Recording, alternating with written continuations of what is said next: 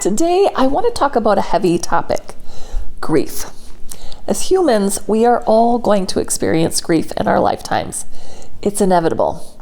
But it's not just about death, which is what we usually think of when we think of grieving. So what is grief? Grief can be what we experience after someone dies. Grief also can be about the loss of a relationship, such as a friendship, a romantic relationship, or a family member that is no longer in our lives. Grief can be about the loss of what could have been. Any disappointment, frustration, or anything else that didn't go the way we wanted it to go, these experiences can all cause feelings of grief. I've experienced all kinds of grief in my life. I've had the death of loved ones. I've had the loss of relationships. And when I had my accident, I had to come to terms with letting go of what I thought my life was going to be like, which was a very long grieving process. More recently, I've been grieving for the loss of time with some close family members who were told lies about me, and because of that, we missed out on some really valuable time together, which is time that I will never get back.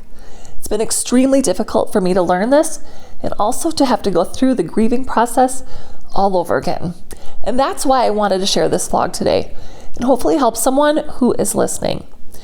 Now, when I was growing up, I didn't know how to grieve, and I wasn't taught how to do it.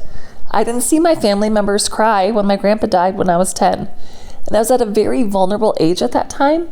This was my first real loss, and I was looking to everyone to see how to handle this, and I just saw everybody holding it in and not showing any emotion, and so I thought that's what normal grieving was.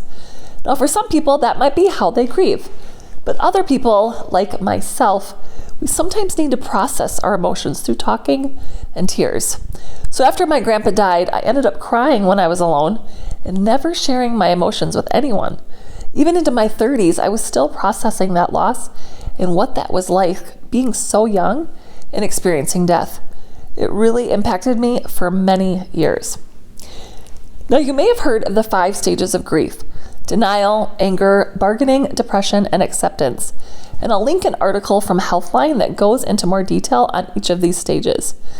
You don't necessarily go through any of these stages in a certain set of order, so keep that in mind as you're navigating your feelings and emotions. You can use these stages of grief as a guide as you're evaluating your healing process. They can really help you teach you a lot about yourself and your journey through grief. Now, when you read that article, you'll actually see that current research models point to 7 stages of grief, which are shock and denial, pain and guilt, anger and bargaining, depression, the upward turn, reconstruction and working through, and then acceptance and hope. Again, learning about these stages can be very useful from a psychological standpoint to help you put some words and framing around what you're going through. No matter what grief looks like for you, it's really important to find healthy ways to grieve and not just stuff down our feelings. Grieving is a deeply personal experience, but there are ways to grieve that will help us heal. And here are a few tips for grieving in a healthy way. Number 1, first, just accept your feelings. Allow yourself to feel whatever emotions arise without judgment. Grief can manifest as sadness, anger, confusion, or even relief.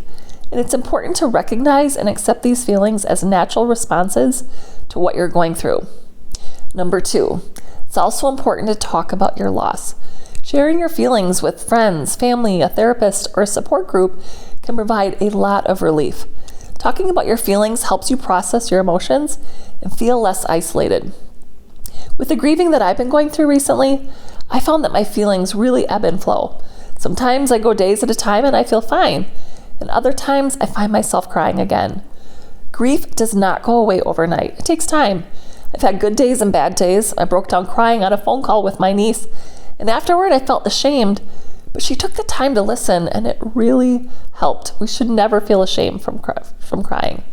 Doug also has been a rock and has also been willing to listen, and he helped provide helpful advice as he went through something similar when he was younger. So there's so much healing just having someone say, "I'm sorry, that stinks, that should not have happened." For me, it's been incredibly cathartic to just get my feelings off my chest. Number 3, my next piece of advice is if you find that your grief is interfering with your daily life, it's a good idea to talk to a professional. Sometimes the help of a counselor or therapist can offer a guided approach to navigating your grief.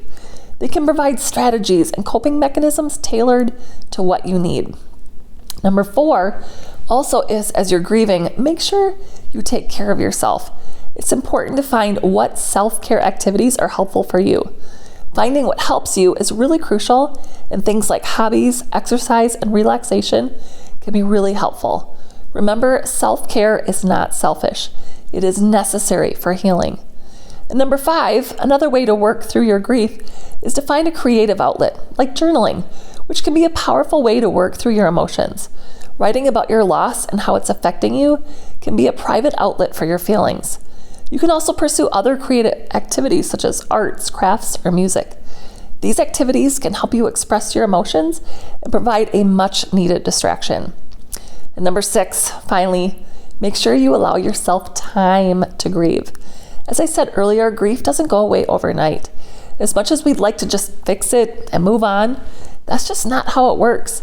We often think that grieving is just something that we can get over, but it's really important to take the time to grieve. We can't rush the healing process. And one last note on grief. You might be wondering whether or not the way you're grieving or the length of time you've been grieving is normal.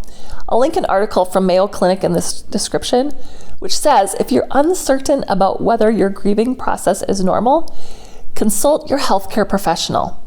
That is such good advice. Grief looks different for every single person, and your healthcare provider can help you determine whether how you're feeling is something you should talk to a counselor about. Remember, grieving is a deeply personal process, and there's no right way to do it. So be kind to yourself. If we stuff down our feelings and don't handle them properly, we risk it affecting our mental and emotional health, as well as our happiness. So it's important to address grief and take the time to process it. This is advice that I need to remind myself to take, because I'm still a work in progress too. I hope today's video gave you some things to think about. And if you're experiencing grief right now, that these tips help you and provide comfort to you as you process grief that you are experiencing. Thank you for tuning in. See you next time.